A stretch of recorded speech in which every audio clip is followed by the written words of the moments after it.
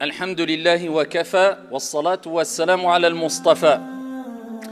Ayyuha al-Musalloun, il ne vous échappe pas que l'islam, les actes d'adoration, ce qu'on essaye d'accomplir de jour comme de nuit chaque jour et chaque nuit, as-salah, as-siyam, le jeûne, la prière, as-sadaqa, les aumônes, al-hajj, al-umra, le grand pèlerinage, le petit pèlerinage, le bon comportement, aider son frère, aider sa soeur, aider son prochain.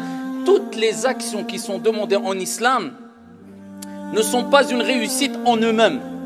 Il faut remplir des conditions pour qu'on considère ces actions comme étant une réussite. Toutes ces actions reposent sur une fondation. Si cette fondation est ferme, ces actions seront acceptées. Si cette fondation est fragile, non seulement la fondation ne tiendra pas, mais les actions ne tiendront pas et ils deviendront haba'an manthura, poussière éparpillée. Cette fondation, ayyuhal akhyar, cette base qui doit être solide afin que les actions soient acceptées et soient solides, c'est cette fondation que rechercher à construire de la meilleure des manières les plus grands des hommes qui ont marqué l'histoire. À titre d'exemple, Yahya ibn Abi Kathir, rahimahullah ta'ala, qui disait: apprenez ce qu'est, et il parle de cette fondation que je viens de citer, sans elle, aucune réussite. Ne te fatigue pas pour rien si tu ne l'as pas. Apprenez ce qu'est al-ikhlas, l'intention sincère, car sans elle, pas d'adoration. Car elle est plus importante que, il dit, que l'adoration al-ibada. La prière, ce qui est de plus important que la prière, c'est ce qui précède la prière, l'intention. Le jeûne, ce qui est de plus important que le jeûne, c'est ce qui précède le jeûne, l'intention. Apprenez ce qu'est al-ikhlas, l'intention sincère, car elle est plus importante que l'adoration. Voilà pourquoi il est important de se poser la question. Est-ce que je sais qu'est-ce que la sincérité? Comment l'acquérir? Suis-je sincère? Est-ce qu'on se pose la question? Est-ce qu'on a compris ce sujet qui est le sujet qui fait partie des plus importants en islam? Sinon, tu te fatigues pour rien quand tu adores Dieu si tu n'as pas compris et mis en application ce sujet. Et c'est ce qu'on va modestement tenter de voir. Wa billahi tawfiq.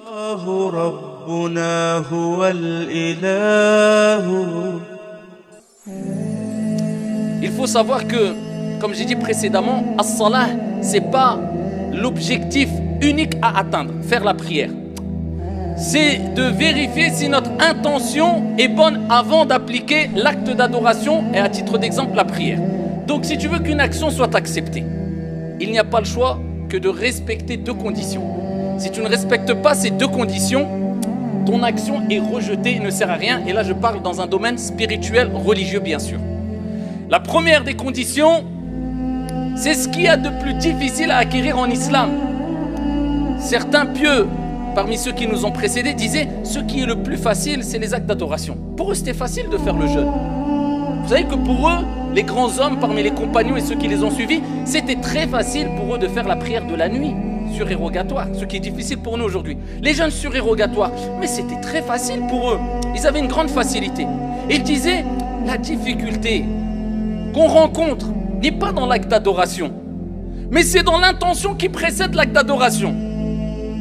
Pour ça, certains d'entre eux disaient: Wallahi, si j'étais sûr que Dieu n'avait accepté que 2 unités de prière quand je les ai accomplies, parce que j'étais vraiment sincère, j'aurais souhaité mourir sur le champ pour rencontrer Dieu avec au moins cette action qui est sincère.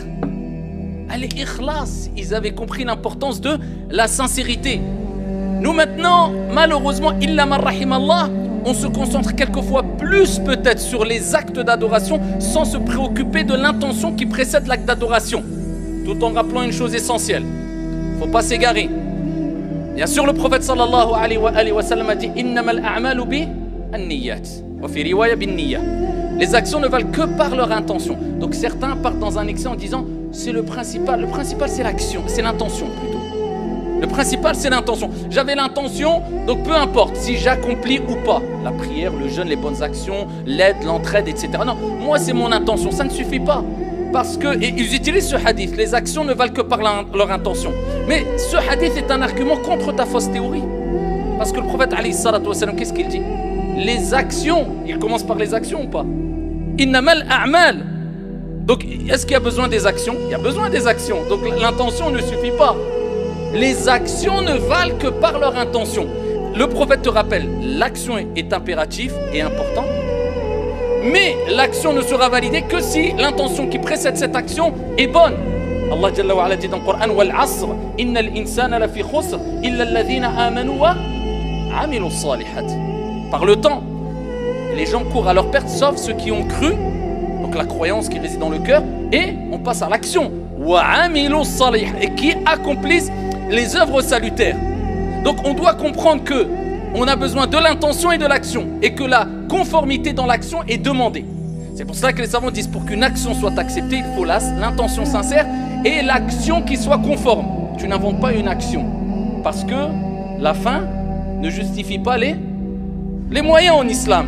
C'est pas quelqu'un qui dit, moi je veux atteindre un objectif noble, qui est bien, il veut faire du bien à quelqu'un, ou alors il veut acquérir quelque chose de licite à la base, et il va utiliser des moyens illicites. Non, la fin ne justifie pas les moyens. Il faut que les causes que tu utilises en islam, eh bien, fassent partie, je parle dans un contexte religieux bien sûr, eh bien, soit autorisées, soit légiférées. C'est pour ça le prophète alayhi salatu wassalam, dans le hadith rapporté par Al-Bukhari ou Muslim fi Sahihain, il dit Man amila amalan laysa alayhi amruna fahuwa rad. Celui qui accomplit une action dans notre religion qui n'est pas conforme, dont il n'y a pas notre ordre qui a précédé, c'est-à-dire qui ne fait pas partie de la religion, qui n'est pas légiféré, est rejeté. Quelqu'un va vouloir faire un acte d'adoration qui n'est pas autorisé en islam, ou une action qui n'est pas autorisée, même si l'intention est bonne, elle est rejetée. Donc on comprend qu'on a besoin d'une intention sincère, et ensuite on a besoin d'une action. Et donc de là on comprend que même si tu fais les actes connus et reconnus unanimement en islam, par les 4 écoles juridiques, par tous les savants du monde, comme la prière, comme le jeûne, comme l'aumône, comme pour la femme al-hijab, mais tu ne le fais pas dans un but spirituel.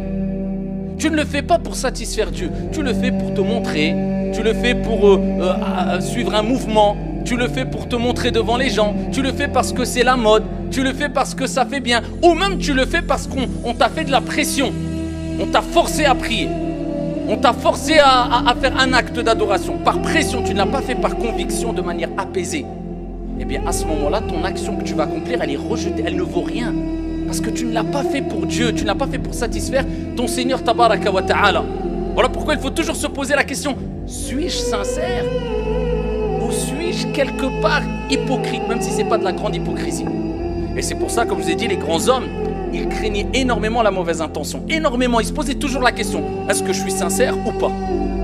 Celui qui se pose la question déjà, est-ce que je suis sincère, c'est un signe qu'il est sincère. Parce que quelqu'un qui n'est pas sincère, vous croyez qu'il va se poser la question? Moi je fais, jamais il se pose la question. Mais déjà toi quand tu accomplis une action, tu veux donner une aumône et tout, et tu te poses la question, est-ce que je le fais pour Allah? C'est déjà un signe que tu es sûrement sincère, Inch'Allah. En tout cas tu as fait un premier pas dans le monde de la sincérité. Et à ce moment-là tu vas acquérir at-tawfiq, la réussite. Parce qu'il n'y a pas de réussite dans une action qui n'est pas précédée par une intention sincère et sans que cette action ne soit conforme à ce que Dieu et le prophète alayhi salatu wassalam attendent de toi. C'est pour ça quelque part, on peut appeler l'intention sincère, comme disent les savants, miftahut tawfiq, ou bien sirrut tawfiq, le secret de la réussite. Parce que si tu n'es pas sincère, et même au-delà d'un côté religieux, d'un point de vue religieux, si tu n'es pas sincère envers les gens, tu crois que les gens vont t'apprécier, tu crois que tu vas réussir dans ta vie. Quand tu travailles, si tu n'es pas sincère, quand tu as une relation amicale avec ton frère ou avec ta soeur, si tu n'es pas sincère, quand tu as une relation avec les gens, si tu n'es pas sincère, tu penses que tu vas réussir? Donc de manière générale, nous disons que la sincérité, être véridique, être vrai, faire les choses de manière vraie, c'est la clé, c'est le secret de la réussite. Et l'opposé, c'est la perte. Alors il y a un hadith qui est plus qu'étonnant et qui nous montre le degré qu'avaient atteint les compagnons et qu'avaient par rapport à nous les compagnons radiyallahu anhum wa ardahum. Ibn Khuzayma, avec une bonne chaîne de transmission, nous rapporte qu'un homme est venu voir Abu Huraira. Vous connaissez Abu Huraira, c'est un des plus grands rapporteurs de hadith du prophète sallallahu alayhi wa sallam, ce grand compagnon. Et il lui a dit, regardez, ils essayaient de trouver des trésors que les autres n'avaient pas trouvés et acquérir des trésors que les autres n'avaient pas encore acquéris. Il lui dit, ya Abu Huraira, est-ce que tu as un hadith à me raconter? Parce qu'Abu Huraira leur citait des hadiths. Ici que le prophète sallallahu alayhi wa sallam t'a dit, dont tu as entendu du prophète alayhi salatu wa sallam, que tu as compris et que tu as appris. Regardez déjà la question. Eux ils ne se limitaient pas à j'ai entendu, je connais. Eux, c'était l'action qui les intéresse, la compréhension qui les intéresse, que tu as entendu, que tu as compris et que tu as appris. Il dit Naam. Il dit je vais te dire, le prophète sallallahu alayhi wa sallam m'a dit Fasaqata Abu Huraira. Abu Huraira, il est tombé, évanoui. Il a repris ses esprits, il s'est levé. Il dit je vais te raconter. Le prophète sallallahu alayhi wa sallam m'a dit il est tombé une deuxième fois, radiyallahu anhu warda. Il n'a pas pu réciter le hadith. Il a eu peur pour lui avant de réciter le hadith. On récite 1 million de hadiths. Illa man rahim Allah. Wa abda'u bi nafsi. Et quelquefois ça nous fait ni chaud ni froid. Une deuxième fois, il veut commencer à réciter le hadith. Il n'a pas pu réciter tellement que le hadith était fort. Il avait peur pour lui, Abu Huraira. Il tombe. Mais vous imaginez c'est quoi? Il s'évanouit. Il tombe, il s'évanouit. Il faut vraiment que le choc soit une troisième fois. Il commence. Il voulait raconter le hadith du prophète. Il tombe une troisième fois. 3 fois Abu Huraira est tombé.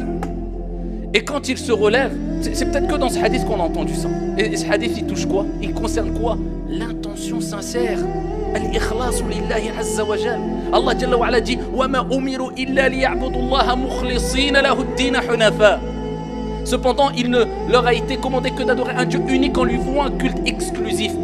J'adore Dieu avec sincérité, avec une intention sincère. Je le fais que pour Dieu. Je prie que pour Dieu. Je jeûne que pour Dieu, pas pour que les gens me font des éloges ou je ne sais quoi. Abu Huraira, la 3e fois, il est tombé, il s'est levé, il a raconté. Et il dit, au jour de la résurrection, Allah subhanahu wa ta'ala descendra vers ses serviteurs pour les juger. Et les 3 premières personnes, ya ibadallah, les 3 premières personnes qui seront jugées, c'est qui? C'est quelqu'un qui buvait de l'alcool, c'est quelqu'un qui a fait du mal aux gens, quelqu'un qui a menti, quelqu'un qui n'a pas prié, c'est quelqu'un qui a appris le Coran par cœur. C'est quelqu'un qui est mort martyr. Et c'est quelqu'un qui avait beaucoup d'argent et il est donné de manière apparente fi sabilillah. Comment cela? Vous comprenez pourquoi Abu Huraira il est tombé par terre? Tu te dis, si c'est les 3 premières personnes qui vont être jugées alors qu'ils faisaient ces grandes actions, où on en est nous? Qui peut-être, on ne parle même pas de sincérité, juste les actions, on a du mal à les faire. Le prophète alayhi salatu wassalam a dit à Abu Huraira, au jour de la résurrection, Allah les jugera et dira, oh un tel, ya fulan, ta'ala, viens. N'ai-je pas descendu le Coran et je t'ai facilité l'apprentissage du Coran? Dieu lui rappellera que ce bienfait vient d'Allah. Il dira, Naam ya Allah, hafiztu le Coran, j'ai appris le Coran. Qu'est-ce que tu as fait du Coran? Allah Azza wa Jalla lui demandera, qu'est-ce que tu as fait du Coran? Et Allah subhanahu wa ta'ala, bien sûr, il saura. Mais pour nous montrer, al-mashhad, la scène, il dira, ya Allah, je le récitais de nuit comme de jour et pour te plaire, te satisfaire. Kadhabt. Allah lui dira, t'as menti. Tu as lu le Coran et tu as appris le Coran, tu récitais le Coran pour que les gens disent, oh Fulan, masha'Allah, il a appris le Coran. Wa qad qil. Et Allah dira, et il a été dit ça. Donc ça, tu as eu ta récompense. Tu voulais que les gens ils fassent le madh, le thana, les éloges. Ça y est, il a été dit. Prenez-le et mettez-le en enfer. Un autre martyr, comment tu es mort? Martyr, ya Allah, etc. Pourquoi tu as fait ça? Pour te plaire, pour Kadhab, tu as fait ça pour que les gens disent c'est un courageux. Et il a été dit, prenez-le, mettez-le en enfer. Le 3e, qu'est-ce que tu as fait? J'ai descendu, je t'ai donné la subsistance, je t'ai donné de l'argent, des biens. Qu'est-ce que tu as fait? Ya Allah, j'ai donné fils sabilillah 2 jours comme 2 nuits, je donnais aux pauvres, aux masakin. Kadhab, tu as menti. Tu as fait cela pour que les gens disent, oh Fulan, il est généreux, Karim. Waqad qil. Et il a été dit, prenez-le, mettez-le en enfer. Et Abu Huraira a dit, le messager d'Allah alayhi salatu wassalam a dit, c'est les 3 premières personnes qui seront touchées et encerclées par le feu. Alors Abu Huraira il tombe dans les pommes. Vous comprenez pourquoi ici les gens ne cherchaient pas les éloges des gens, mais ils cherchaient la satisfaction de Dieu, les hommes qui ont marqué l'histoire. Et c'est pour ça que Allah Jalla wa ala, il parle des pieux, des vertueux quand ils nourrissaient, qu'est-ce qu'il disait? Innama nut'imukum liwajhillah la nuridu minkum jaza'an wala shukura. On vous donne de la nourriture, on vous nourrit pour satisfaire Dieu. On ne veut de vous ni remerciement et ni récompense. On le fait pour Allah subhanahu wa ta'ala. Allah Jalla wa ala dit dans le Coran, la tubtilu sadaqatikum bil manni wal adha. N'annulez pas vos aumônes à sadaqa bil manni wal adha, en rappelant ce que vous avez fait sans raison ou à tort. Les gens ils donnent, moi j'ai donné. Attention, le prophète lui-même alayhi salatu wassalam, quelquefois il mettait sa personne en avant Et Allah Jalla wa Ala nous a dit quelquefois, il faut montrer que tu donnes des aumônes et que tu fais des choses bien quand il y a une raison valable de le faire. Tu voulais pas le faire, mais tu sais qu'il y a une raison valable de le faire. Pour ça, le prophète, quelquefois, il se glorifiait lui-même. Moi, j'ai fait ceci. Moi, je suis le plus pieux d'entre vous, pour leur donner une leçon. Mais il voulait pas le dire à la base pour se vanter, bien sûr. Et comme Allah Jalla wa Ala dit, alladhina yunfiquna amwalahum fi sabilillah bil-layli wan-nahar sirran wa ala niya. Ceux qui dépensent de leur argent, de jour comme de nuit, ouvertement ou caché. Caché ou ouvertement. Donc il y a des gens, ils donnent devant les gens. On réunit de l'argent pour construire une mosquée, personne ne veut donner. Wahad il dit je voulais les donner. Il sait qu'il allait les donner en cachette. Mais personne veut. Il dit moi je donne 1000 € devant tout le monde. Ça c'est pour motiver les gens. Tous ceux qui vont le suivre, eh ben, il aura la récompense. Vous savez, il y a des moments oui, mais le principe de base, uskut. Al-asl, principe de base, uskut.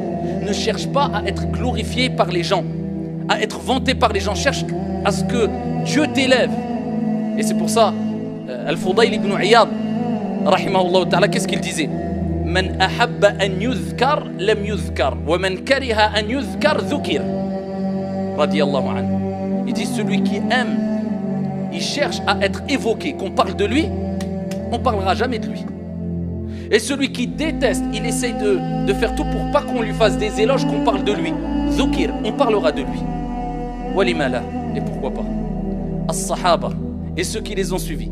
Il y a des siècles, des centaines d'années derrière nous, il n'y avait ni Facebook, ni YouTube, ni téléphone portable, ni caméra, ni appareil photo. Tellement qu'on parle d'eux dans tous les manabir, dans toutes les mosquées du monde, même aujourd'hui, le jour du vendredi, eh bien qu'on a l'impression qu'on les a vus, qu'on les a connus, on connaît tout sur leur vie. Pourquoi? Al-Ikhlas, la sincérité. Ils ont été sincères, ils ont caché leur action. Dieu a dévoilé leurs actions, c'est pas devant 100 personnes, devant 100 000 vues sur internet ou 200 000 vues, devant des milliards de personnes jusqu'à la fin des temps. Qui fait mieux? Al-Ikhlas lillahi azza wa jal. Allah il s'occupe du reste. Toi tu fais pas ça pour... Si tu es sincère, et combien de gens eh bien, ont attiré les foules, mais quand ils sont morts au bout de 5 ans, 10 ans, plus personne n'a parlé d'eux. La sincérité. Et c'est pour cela qu'il se posait toujours la question, est-ce que je suis sincère ou pas? Est-ce que je cherche à me montrer ou pas? On a de grands récits comme Rabi' rahimahullah ta'ala parmi les pieux qui nous ont précédés. Il disait, à chaque fois qu'il avait le mushaf dans les mains et que quelqu'un rentrait, il cachait le mushaf. Il détestait que quelqu'un le voit juste avec le mushaf par crainte que les gens disent, oh il lit le Coran. Hna, illa man rahimallah, hna نرفع أصواتنا في المساجد حتى نشوش على الآخرين بقراءة القرآن وهذا لا يجوز شرعا. Nous on aime bien montrer. يا أيها الذين, alors qu'il y a des gens dans la mosquée, tu déranges les gens pour montrer je lis le Coran. Oh scout ya akhi. هذا لا يجوز. لا ينبغي, ça ne convient pas. La discrétion. Eux ils essayent de toujours se cacher. Et ils disaient certains quand ils se levaient le matin et ils avaient fait qiyamul layl toute la nuit, ils avaient plus de voix. Et quand on leur parlait après salat subh, ils se forçaient à parler fort. Pour pas qu'ils remarquent qu'ils avaient plus de voix. Là, t'as dormi toute la nuit, on t'appelle, tu parles fort pour montrer que tu dormais pas. Pour dire, ah, je suis réveillé depuis longtemps. Et la différence entre eux et nous, illa man rahimallah. Ils faisaient tout pour cacher leurs actions. Ils étaient là pour satisfaire Allah subhanahu wa ta'ala. Comment savoir si tu es sincère ou pas? Comme on a dit précédemment, est-ce que déjà tu te poses la question? Si tu te poses la question, suis-je sincère ou pas? Alhamdulillah. Deuxième des choses, est-ce que tu as des actions cachées? Il y a un parmi les pieux prédécesseurs, il est rapporté de lui qu'il a prié 23 ans, qiyamul layl, la prière de la nuit, sans que son épouse ne sache qu'il a fait ne serait-ce qu'une nuit la prière. 23 ans. On fait une petite action, on prend le parleur, on a tout l'alam. J'ai fait, tu sais ce que, 23 ans, qiyamul layl. Ils faisaient tout pour cacher, personne ne sache. Parce qu'ils avaient compris que je fais pour Allah, pas pour les gens. J'attends pas la récompense des gens, j'attends pas le maître des gens, j'attends pas... Ça ne veut pas dire, attention, que on n'a pas le droit de glorifier les gens dans certains cas. Au contraire, ou d'être reconnaissant. Parce que Dieu, il dit, les pieux, ils disent, la nuridu minkum jaza'an wala shukura. On n'attend de vous ni remerciement, ni reconnaissance, et ni récompense. Mais ceux qui ne sont pas reconnaissants, envers ceux qui font le bien, ceux-là, ils sont dans une grave situation. Parce que le prophète, il dit, celui qui n'est pas reconnaissant envers les gens n'est pas reconnaissant envers Allah. Eux, mais ça, c'est leur problème, c'est leur faute. Toi, n'attends pas les reconnaissances des gens. N'attends pas les remerciements des gens, venant des gens.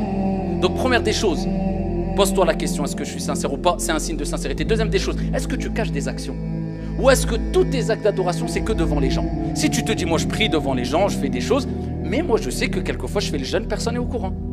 Je sais que je donne des aumônes, personne n'est au courant, ni ma femme, ni mes enfants, ni mes frères. Je sais que quelquefois j'aide des gens, personne n'est au courant. Je sais que j'ai fait des choses, des grandes actions, j'espère qu'ils seront grandes auprès d'Allah, personne n'est au courant. Wallahi, tu es sincère. Mais si tu fais le bilan et tu dis, ah ouais, c'est vrai, subhanallah, à part ce que les gens voient, j'ai rien fait du tout.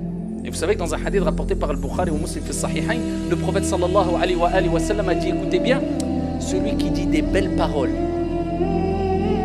pour les faire entendre, eh bien Allah subhanahu wa ta'ala montrera, dévoilera la vérité de ces vraies paroles, de ce qu'il renferme, traduction du sens. Comme celui qui va faire des actions pour les montrer devant les gens, Allah Jalla wa Ala va dévoiler quoi?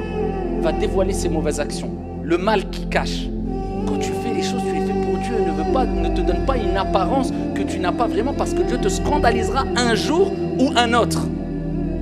Donc garde des actions entre toi et Allah. Si tu n'en as pas, eh bien c'est le début, c'est le moment. Et pour terminer, comment savoir si tu es sincère aussi? Maintenant, aujourd'hui, est-ce que tu es sincère ou pas? Regarde ton état aussi dans les situations difficiles. C'est pour ça qu'Ibn Taymiyyah il disait l'hypocrisie an-nifaq. Vous savez qu'à l'époque du prophète, il y avait plein d'hypocrites. Il est beaucoup plus apparu clairement dans la période médinoise que mécoise. Pourquoi? Parce que quand ils étaient à la Mecque, l'islam commençait. Celui qui disait je suis musulman, la ilaha illallah, mais il était secoué. Allah dit dans le Coran, wa zulzilu zilzalan shadida. Ils ont été secoués d'une violente secousse. Ils ont reçu des épreuves inimaginables, les compagnons radiyallahu anhum, surtout dans les débuts, ils ont été persécutés, ils ont été torturés physiquement. Il fallait qu'ils s'engagent avec le prophète, il fallait qu'ils patientent la faim, la pénurie, les efforts, le sacrifice. Donc il n'y avait pas beaucoup il n'y avait pas d'hypocrites, quasiment pas à la Mecque. Ils n'étaient pas très visibles. Pourquoi? Il n'y avait pas d'intérêt de dire je suis musulman, parce qu'il fallait construire. Mais à Médine, tout a été servi sur un plateau. Ça y est, il y a eu Fathu Makkah, ils ont reconquéri la Mecque, ils ont pris Médine, ils étaient à Médine, ils ont fondé, ils ont construit la mosquée du prophète, ils étaient dans une société calme, apaisée, sereine. Alhamdulillah. Ah, donc quand tout est servi sur un plateau, là, tu n'arrives plus à différencier entre celui qui est véridique ou pas. Mais lors des épreuves et des tempêtes et des difficultés, là, ceux qui restent fermes et qui sont à côté de toi ou qui sont là présents, sache qu'ils ne peuvent être que sincères. C'est pour ça qu'on dit, alhamdulillah, la difficulté, les épreuves, eh bien ça filtre et ça permet de te montrer qui est sincère. Wallahu a'lam, on ne juge pas les intentions, c'est Dieu. Mais ça te donne des signes, des indices. Qui est sûrement sincère, qui ne l'est pas. Quand aujourd'hui tu vas monter un projet, et il y a des personnes qui ne voudront pas se sacrifier dans le projet depuis le début. On dit, oh, moi la flemme, moi j'ai rendez-vous à moi pendant 1 an, 2 ans, 3 ans. Et après, il y a des niveaux de sincérité, d'hypocrisie. Attention, je ne dis pas automatiquement c'est un grand hypocrite, hashalillah. Mais tu vois, il n'est pas là. Et quand tout est fini, le projet, l'association caritative ou la mosquée ou peu importe, et là tu le vois. Je dis, il y a un problème dans son niveau de sincérité. Il vient quand tout est servi sur un plateau. C'est au début qu'il y avait besoin de rijal, les hommes. Quand il n'y avait pas les projecteurs sur eux et quand il fallait travailler dans les coulisses, c'est à ce moment-là qu'on a besoin des gens sincères et que les sincères sont présents et qui n'ont pas de fausses excuses. Quand tout est fini ou quand on n'a pas d'épreuve, c'est sûr tu ne vois pas si tu es sincère ou pas. Quand tu as une grosse épreuve dans ta vie personnelle, c'est là où tu vois, est-ce que je reste ferme, est-ce que je m'accroche quand même à la religion ou je lâche tout. Toi-même tu vas savoir est-ce que tu étais sincère ou pas, ou ton niveau de sincérité ou de foi. C'est Dieu, il nous éprouve, on est faible. Tout le monde, moi le premier, quelquefois tu as des baisses de foi, des montées de foi, mais ça te permet de te montrer qu'est-ce que tu vaux vraiment. Et il y a des gens qui aiment montrer, je fais, alors qu'ils font très peu. Alors que des gens font énorme et ils se taisent, ils disent rien du tout. Ça c'est un rijal. Et à l'époque du prophète, il existait ceux qui trouvaient des excuses à chaque fois aussi. Et Dieu a montré qu'ils n'étaient pas sincères. Quand, à titre d'exemple, les hypocrites, les plus grands des hypocrites, ils leur ont tourné la tête à des gens qui étaient un peu dans l'ambiguïté. Ils étaient fermés, ils n'avaient pas trop la foi. Qu'est-ce qu'ils ont dit quand le prophète leur disait, allez venez, on a besoin de vous, on part. On a besoin de vos efforts. Ils disaient quoi? Inna buyutana awra wa ma hiya bi'awra in yuriduna illa firara. Regardez les excuses. Ils ont suivi quoi, les hypocrites? Pourquoi? Lors des épreuves, ça y est, tu vois que 3 personnes autour de toi. Et quand tout est calme, tu vois 1000 personnes. Tu te dis, mais 1000 personnes, je ne peux pas voir qui est saint. Mais dans les épreuves, tu vois 2-3. Qu'est-ce qu'il disait? Ah, on ne peut pas, ya Rasulallah, inna buyutana awra. Nos maisons, ils sont vides. Khawin. Personne pour s'occuper de nos femmes et de nos enfants. Allah il dit, wallahi ya bi'awra. Ils ne sont pas vides leurs maisons. Il y a qui peut s'occuper de leur famille. In yuriduna illa firara. En fait, ils voulaient prendre juste la fuite. Regarde Allah comment il les scandalise. Et il les a scandalisés jusqu'à la fin des temps, subhanallah. Qu'Allah Azza wa Jalla nous préserve et ne nous scandalise pas comme ils les ont scandalisés. Donc, n'oubliez pas ça. La sincérité, c'est la base fondamentale dans toutes nos pratiques religieuses. Sans rentrer dans un excès en ayant le wasawis, les insufflations sataniques. Dès que tu fais quelque chose, oh, peut-être je ne suis pas sincère et tu deviens fou. Non, juste pose-toi la question. Est-ce que je suis sincère ou pas?